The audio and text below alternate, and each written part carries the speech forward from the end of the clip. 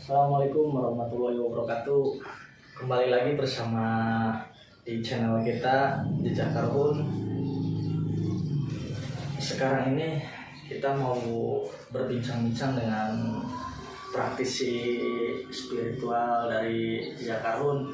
Namanya ini Kang Ari.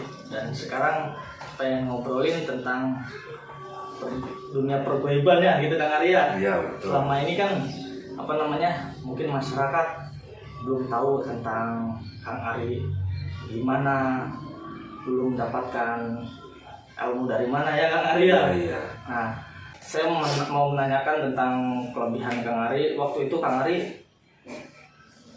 mempunyai kelebihan itu dari mana Kang Ari? Apakah dari keturunan ataukah dari hasil tirakat Kang Ari? Ya, menurut awal dari pertama saya mengetahui bisa melihat makhluk halus, terus belum menuju ke pengobatan itu baru kaget bisa itu melihat. Waktu umur berapa Kang Ari? Pas itu waktu kecil lah, sekitar di waktu sekolah umur 6 atau 7 tahunan. 6 sampai 7 tahunnya. Iya. Dan sekarang Kang Ari umur berapa Kang Ari? Sekarang umur udah 27. Tuh 27 guys. Kang Ari masih muda ini, tapi mempunyai kelebihan dia. Alhamdulillah.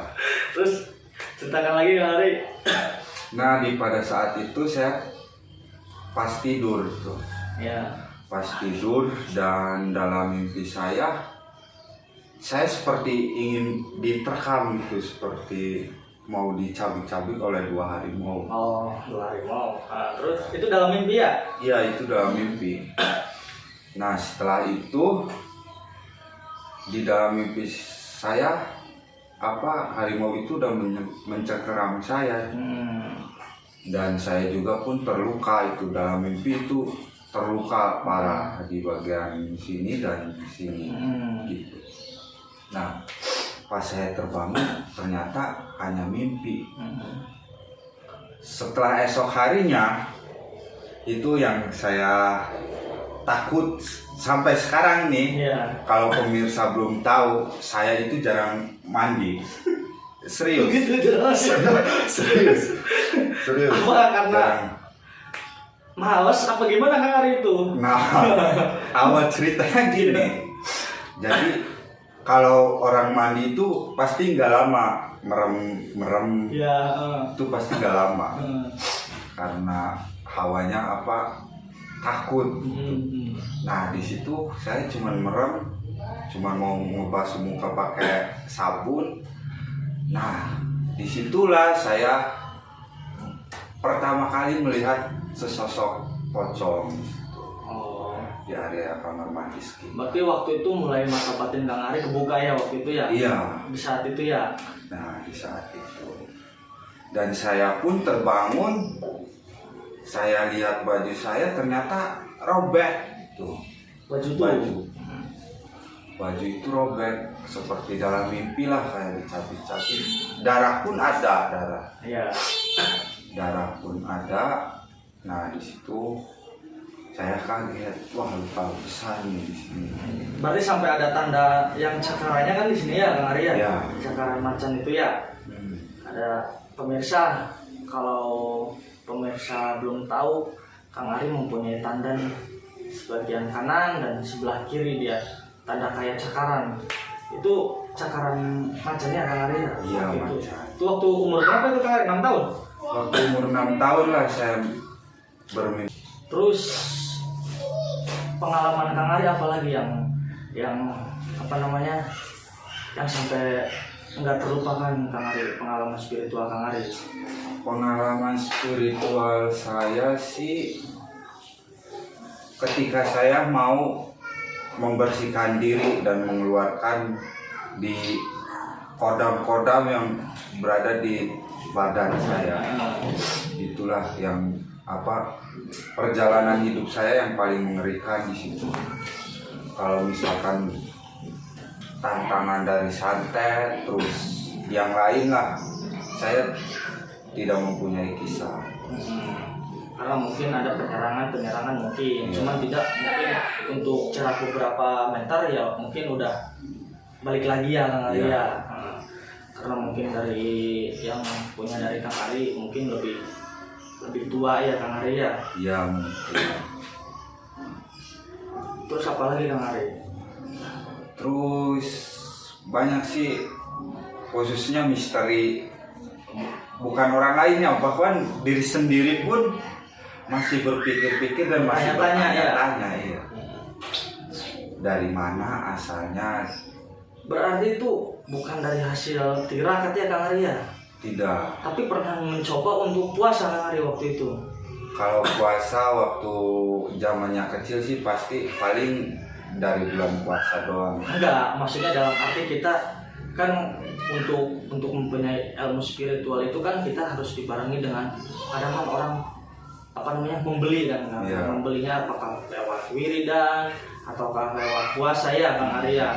Kalau kita untuk membeli ya berarti untuk Kang Ari sepertinya kayaknya dari kayak titisannya Kang Ari ya. Ya bisa dibilang seperti itu, karena tidak melalui proses puasa ataupun wirid ataupun yang lainnya. Apakah ada keturunan Kang Ari? Apakah dari nenek moyang Kang Ari zaman dulu? Apakah dari orang tua gitu?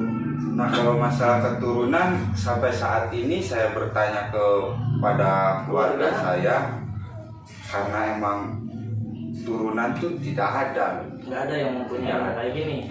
Yang mungkin keturunan yang dulu mungkin ada yang Kang Ari ya. Karena emang yang saya ketahui pasti sih tetap ada yang namanya turunannya Kang Ari ya. Iya, cuman Kang Ari nggak tahu.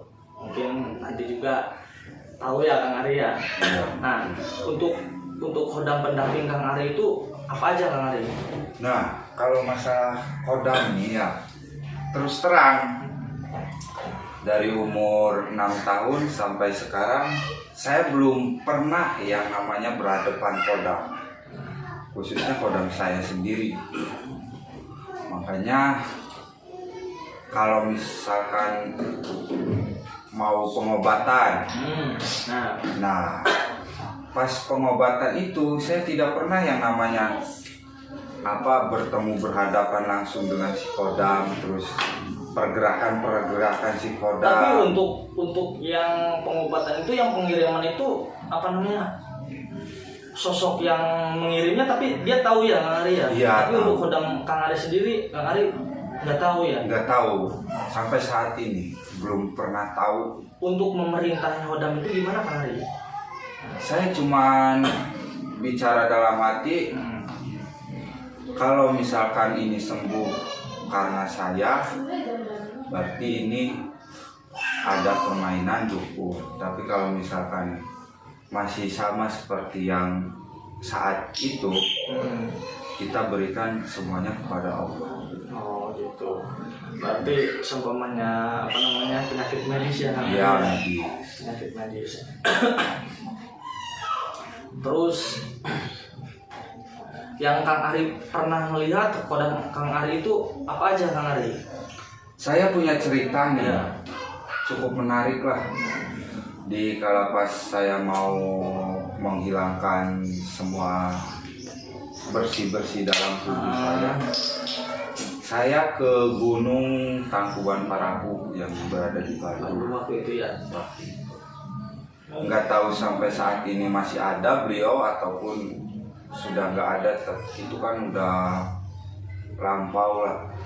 Untuk sekarang mungkin adalah 6 tahun atau 5 tahunan. Nah pas itu saya ingin menghilangkan dan membersihkan semua yang ada di ini di badan. Ya.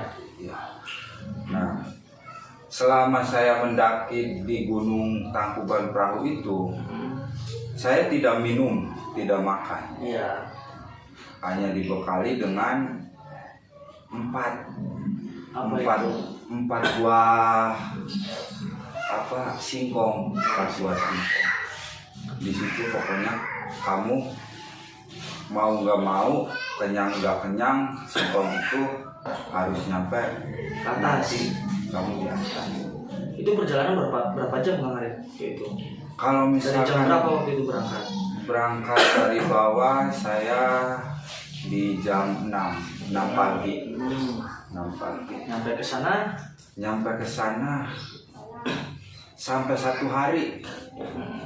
Tapi kalau misalkan dipikir logika, karena ketinggian Tangkuban Perahu kan nggak Nggak terlalu begitu tinggi ya? tapi perjalanan itu serasa 1 hari. kayak lama ya Kang Arif. Iya. Nah, waktu itu datang ke sana itu Kang Arif bertemu siapa waktu itu Kang Arif? Awal saya bertemu dengan Uncen, namanya. Beliau mungkin kalau misalkan dia nonton pasti tahu lah, Pak Hasan. Iya, Pak Hasan. Saya menemui Pak Hasan, kata Pak Hasan, ya udah, nah kamu naik aja ke atas, nanti di atas kamu ketemu Uwa. Bilangnya Uwa aja ya? Bilangnya Uwa. Tidak menyebutkan nama ya waktu itu.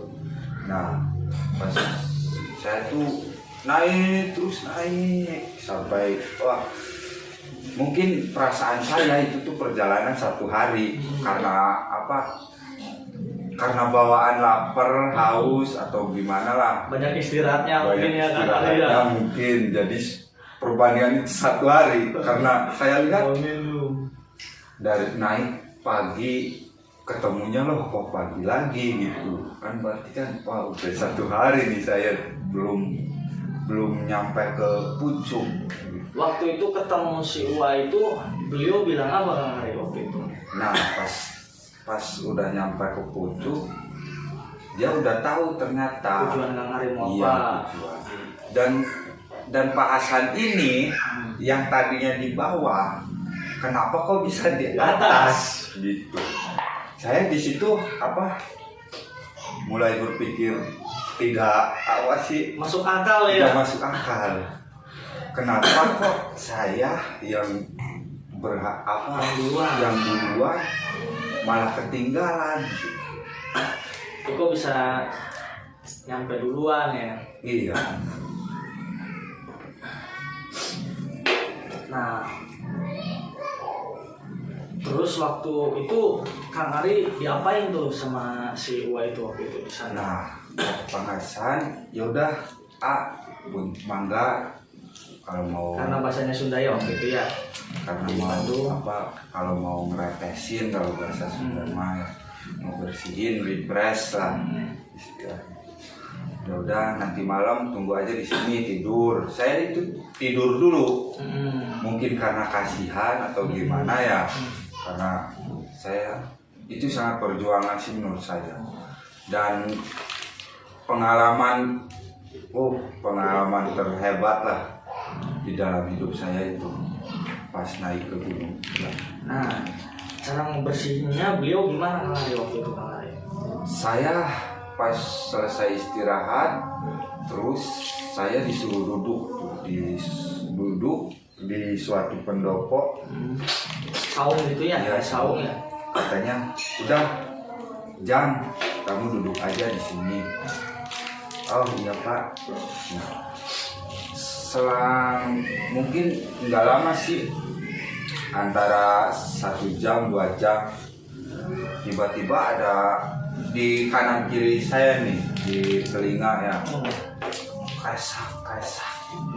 Kayak ada yang mau keluar ya? Iya, kayak ada, pokoknya langkah-langkah kakinya juga pun terasa bergetar gitu ya? Iya, saya di situ posisi kalau kabur ditakutnya dimarahin sama si Uwan. Iya. Jadi bingung. Iya, makanya udahlah mikir kalau saya mati di sini mungkin sudah takdirnya kan gitu, saya udah mikir. Iya. Karena emang bener-bener takut gitu. Iya, posisi namanya di hutan ya Kang Ari ya. Iya, di hutan. Siapa gelap. Terus gimana lagi? Nah, pas gitu si Uwa tuh datang. Nah, gimana Jang perasaannya gitu, dia menanyakan kepada saya. Ya enggak Bar, ini cuman ada yang beda gitu.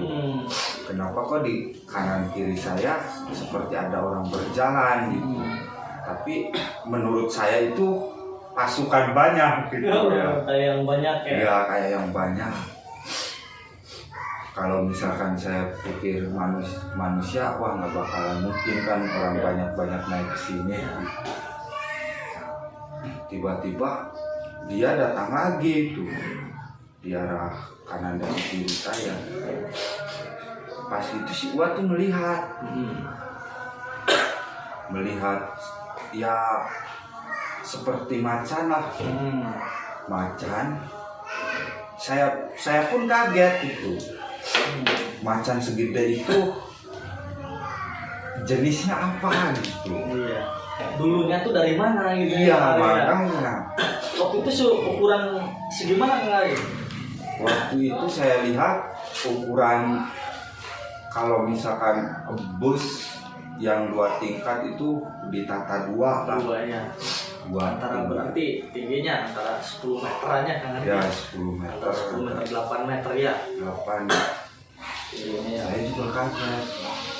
Di situ saya mau lari pun percuma kan, karena dia kan besar, pasti kan kekejar. Iya. Biarpun larinya secepat mungkin juga. Pasti kekejar. Iya. Iya, jadi. Terus gimana lagi tuh? Nah di situ si Uwa tuh bilang, udah jangan lari, udah tenang aja, tenang di sini mau bersihkan dia. Nah tiba-tiba mau macan yang satunya nyerang si Uwa di situ. Nah pas nyerang si Uwa mental. Saya di situ astagfirullahaladzim, saya istighfar. Nah Pak Hasan itu terus datang. Begitu datang, kedua macan ini menghilang, tidak ada. Nah si Uwanya bilang, ya udah cari aja di tempat lahir kamu.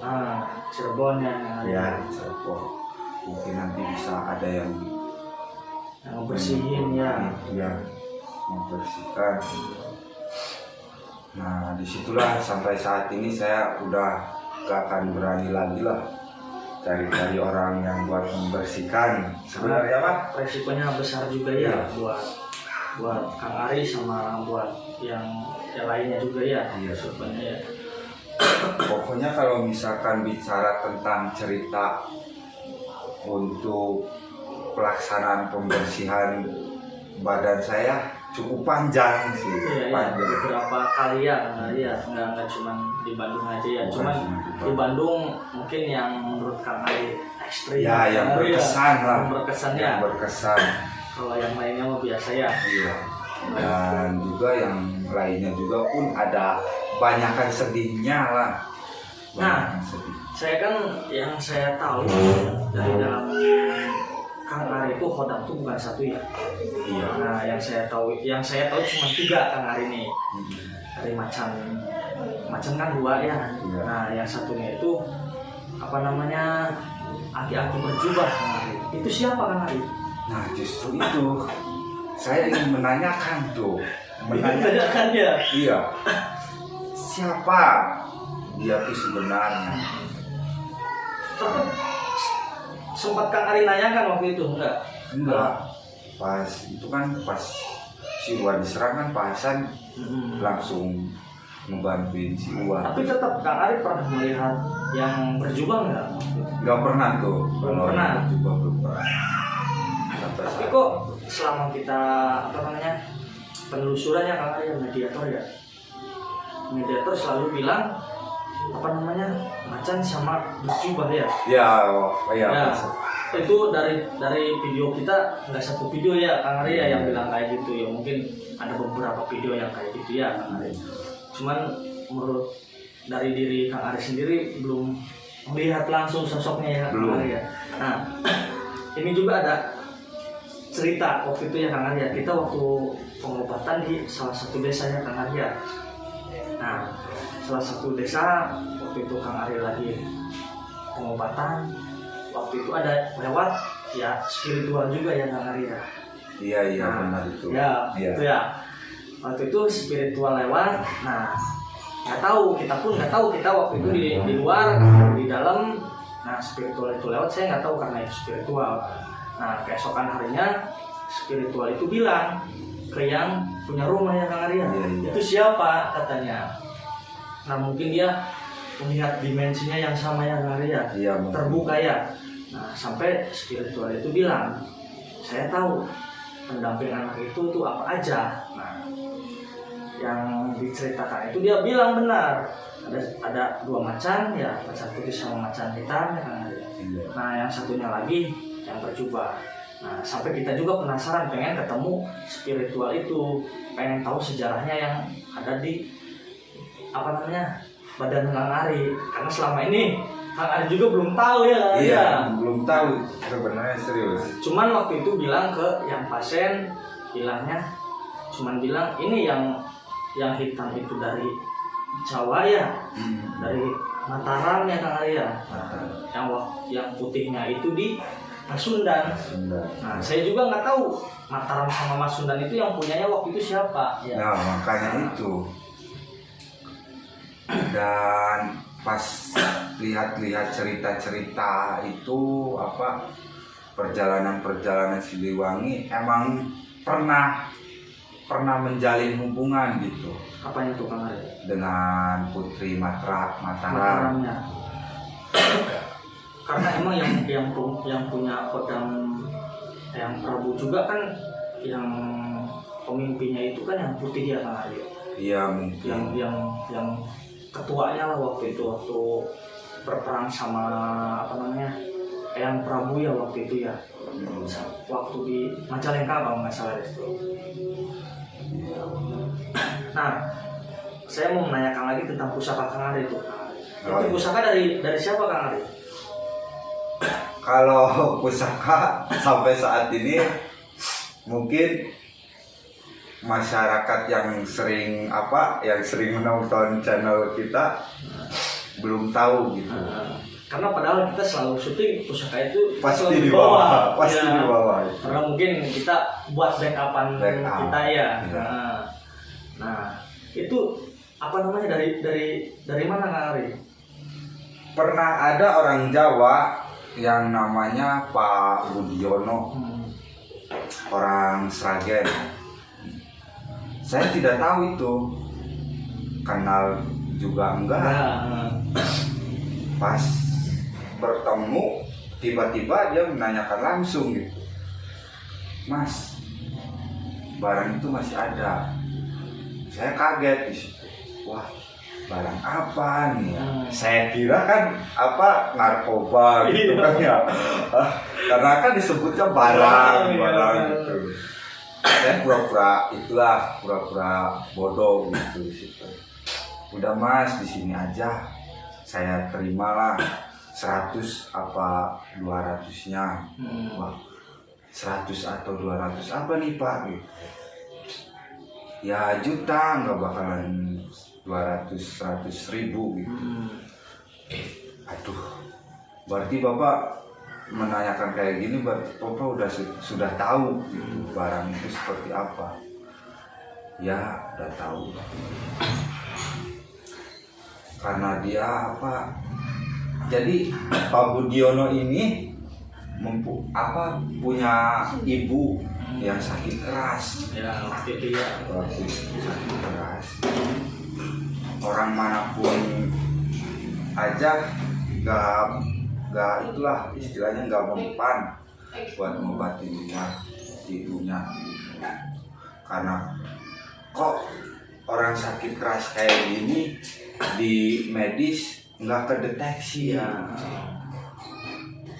Kemana aja itu berobat ke rumah sakit. Nah di situ beliau mungkin tidak tahu mau ingin memaharkan atau cuman meminta bantuan gitu kan. Pak Budiono itu nggak sempat dijelasin gitu. Mungkin karena tergesa-gesa dan terburu-buru. Terus akhirnya Kang Ari ngobatin waktu itu di situ. Nah pas di situ saya tidak, karena saya takut. Takutnya kena tipu gitu. Karena kan orang baru kenal gitu. Enggak, awal mulanya pusaka yang Kang Ari itu dari siapa Kang Ari? Itu dari kakek saya sih, pemberian dari kakek saya.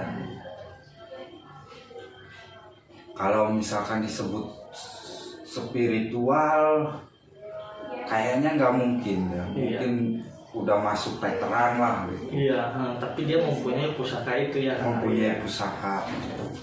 Karena pas beliau cerita itu di ini nih, pas banget pabrik gula Karangsuwung itu semua itu orang Belanda semua. Ya kerjanya orang Karangmalang juga kan ada. Banyak lah. Nah, Kang Ari tahu nggak isi hodam di dalam yang pusaka itu, Kang Ari? Nah, justru itu nih. Selama saya memegang pusaka itu, saya bener-bener demi Allah nih ya, Nggak tahu ya? nggak pernah tahu sama sekali. Karena ada kejadian juga waktu kita pengobatan juga ya, Kang Ari ya, di salah satu desa ya. Iya. Nah, si pasien itu kemasukannya, Kang Ari ya, waktu itu ya. Iya, iya. Ada yang lewat waktu itu, ya harimau ya yang masuk ke tubuh pasien. Waktu itu parang tuh kita taruh di bawah kan. Iya, di Nah, bawah. pusaka itu tuh. Nah, si pasien itu kemasukan waktu itu menanyakan ini parang siapa. Iya. Nah, waktu itu ya Iya, iya. kita dekatkan lagi parang itu. Nah, si pasien itu mundur lagi. Kita dekatkan lagi, si pasien itu mundur lagi. Dia cuma pengen tahu itu yang punyanya mungkin siapa ya, Kang Ari ya. Nah, emang apa namanya, ada kejadian yang lucu juga ya waktu itu ya. Iya. Kita dekatkan, si pasien itu mundur ya. Iya. Merasa entah takut atau apa.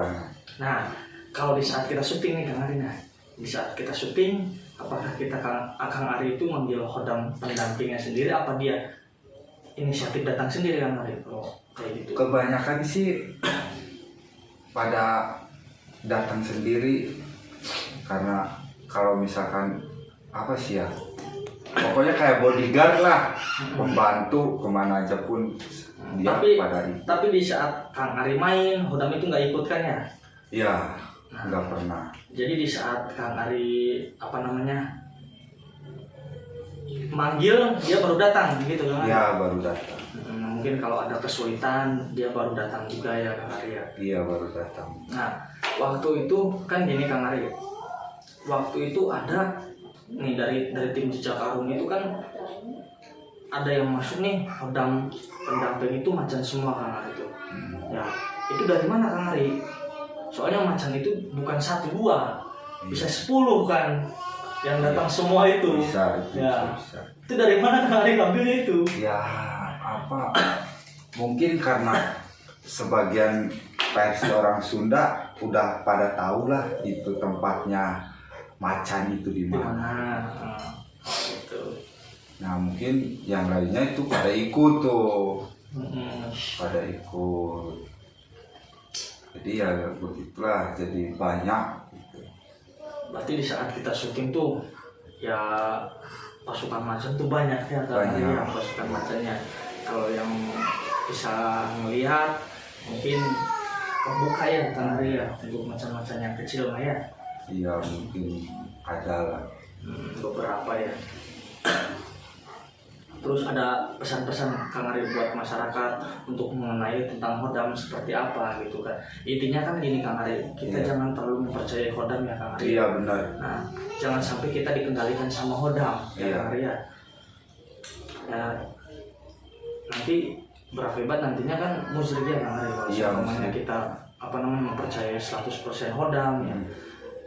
Ya nggak apa-apa, boleh kalau ikut sih nggak masalah ya, Kang Ari ya. Di saat kita apa namanya butuh bantuan ya tetap kita pertama ke Allah ya, Kang Ari ya.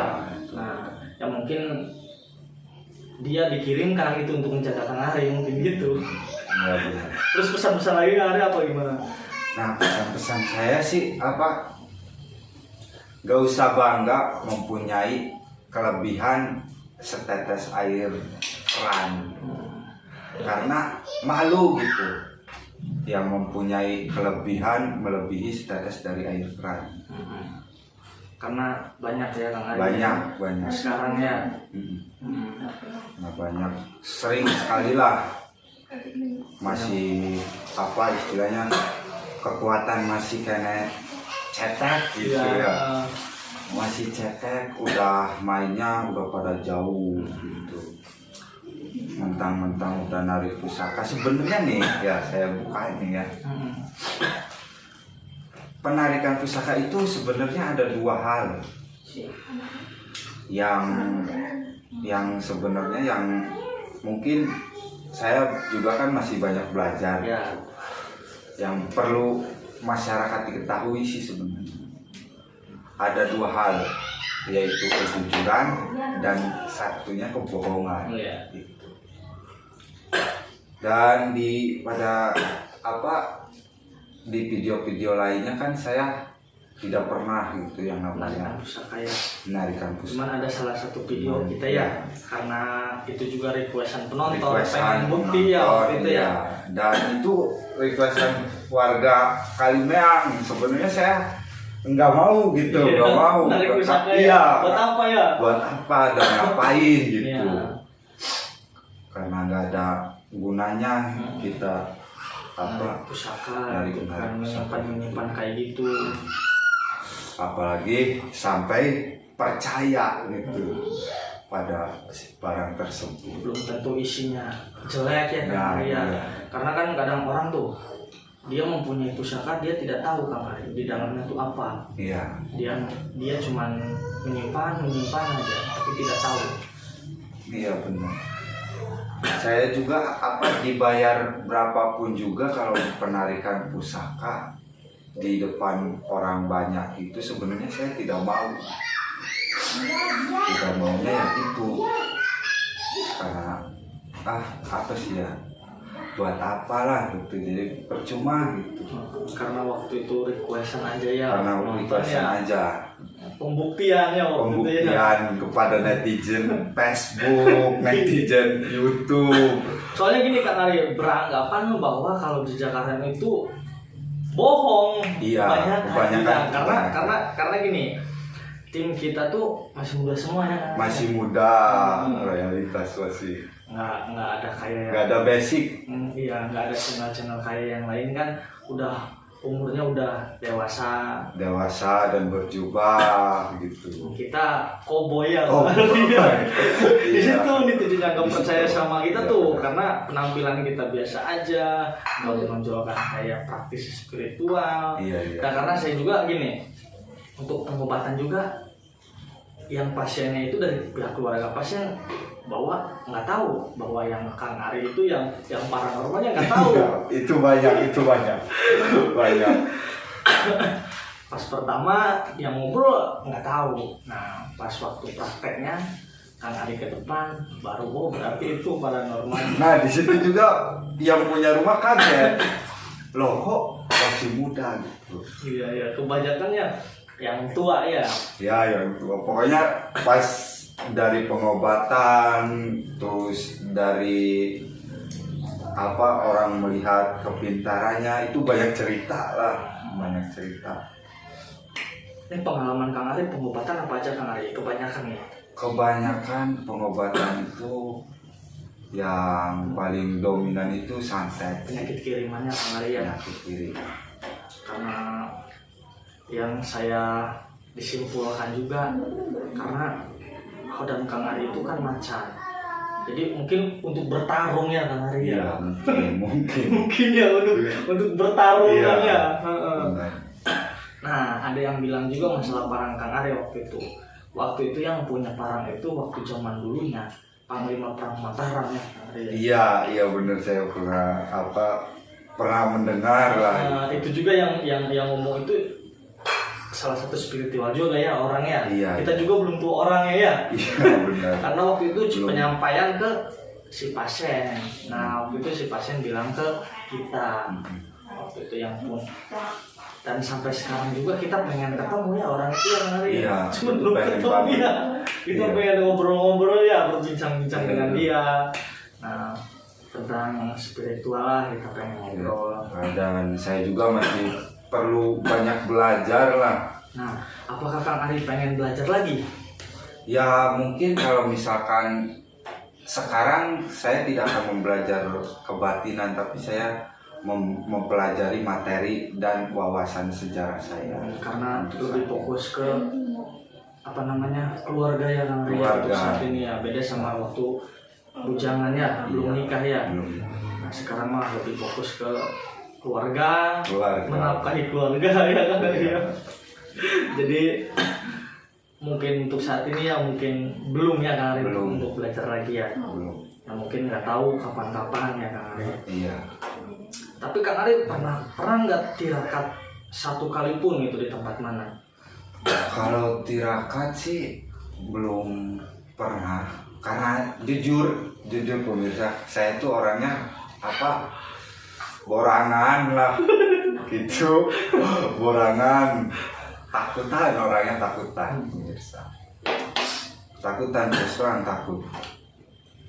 Pas video yang saya ngobrol sama pocong itu pun saya tuh sebenarnya mau kabur, itu tuh serius sama Allah, saya itu mau kabur itu, aduh, karena mau kabur durasi video sedikit, Tapi untung nggak kencing celana ya kali. Ya makanya itu, pokoknya itu, aduh, saya benar-benar takut, pokoknya takut dibawa kabur gimana gitu. Jadi untuk pemirsa, kalau seumpamanya ada untuk pengobatan yang penyakit kiriman ya Kang Arya, iya, Insya Allah kita bakal dibantu ya Kang Arya. Iya dibantu.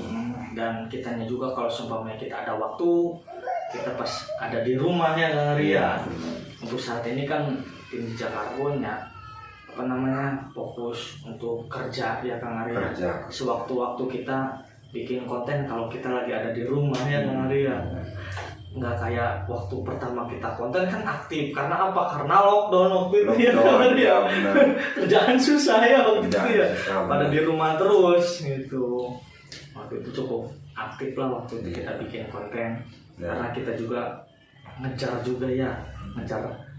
subscriber waktu itu ya sama tontonan. Ya alhamdulillah sekarang sih udah ada iklannya Kang Arya. Udah ada iklan dan mau mencapai 1 juta lah, mudah-mudahan 1 juta nyampe gitu. Minta dukungannya aja Kang Arya. Minta dukungannya. Sama pemirsa. Terus ada diceritakan lagi Kang Arya? Ya kalau misalkan ingin mendengar cerita saya, perjalanan hidup saya, mungkin banyak ya, panjang. Yang tadi ceritakan yang mungkin perjalanan Kang Arya yang berkesan ya Kang Arya. Iya, itu salah satunya yang paling berkesan. Mungkin nggak akan terlupakan ya sampai tua ya. Nggak sampai, nggak akan pernah. Emang itu benar-benar pengalaman yang super lah. Apa namanya, pengobatan yang terberat waktu itu di mana Kang Arya waktu itu? Pengobatan yang terberat itu sebenarnya pengobatan yang paling terberat itu tidak ada, mungkin ini hanya yang spekulasinya menengah gitulah. Levelnya. Waktu itu di mana Kang Arya? Nah, waktu itu pas karena waktu itu yang berhadapan sama kita tuh dari Bali ya. Iya, dari Bali. Layak ya waktu itu ya. Nah sampai Kang Ari juga bilang, wah saya bakal mati di sini nih. Iya benar. Karena powernya cukup lumayan lah, dan itu juga kan aktivitas di dalam perutnya terlihat oleh sang istrinya sendiri. Dia bilangnya gitu ya. Dia bilang. Waktu itu kayak berjalannya di dalam perut ya. Iya, berjalan. Waktu itu istrinya pasien itu bilang ke kita waktu saat kita kemana. Dan waktu itu Leak juga masuk ke pasiennya waktu itu Kang Arya. Memang ada beberapa yang masuk ke pasien juga. Kebetulan waktu itu pasien itu dia gampang masuk ya. Iya, sarangan lah. Tapi alhamdulillah waktu itu kata si pasien, kita kedua kalinya ke situ. Waktu itu perutnya besar ya Kang Arya waktu itu ya. cowok tapi kayak perutnya hampir kayak 9 bulan ya. Iya. Nah, didatangin kita 2 kali, ya alhamdulillah atas izin Allah ya Kang Ari ya. Iya. Nah pas di rumah sakit karena pembersihannya Kang Ari ya waktu itu apa namanya tinggal medisnya aja ya udah bersih semua. Waktu itu tuh si istrinya bilang katanya waktu yang perutnya gede tuh jadi kecil waktu itu Kang Ari. Iya. Sampai makan pun dia enak gitu. Dan pas itu pas lebarannya, lebaran masih bisa makan ketupat lah. Tapi orangnya sekarang udah nggak ada ya, meninggal Kang Ari. Iya. Meninggal ada setahunannya kayaknya. Tahunan karena Itu udah bisa beraktivitas sudah lagi bisa waktu itu ya. beraktivitas. Karena emang Dan itu juga jaraknya hampir 3 bulanan ya. hampir lebih Kang Ari. Lebih. Ada Lebih setengah dari- tahunan. Mungkin tak kuat ya. Cuma ya Mungkin nggak kuat. sempat udah kerja waktu itu Kang Ari Iya. udah aktivitas. Mungkin awalnya miskomunikasi lah. Udah cukup Kang Ari bincang-bincang kita. Ada lagi nggak? Lah kalau misalkan diceritain langsung durasi panjang dong. Nanti aja ya. Nanti aja part selanjutnya. Ya udah, mungkin itu aja ya berbincang-bincang dengan Kang Ari. Yang mungkin next kita bakal berbincang-bincang lagi tentang sejarah-sejarah yang lainnya. Sejarah. Nah kan sekarang kita mengungkap dari Kang Ari nih siapa pendamping Kang Ari itu.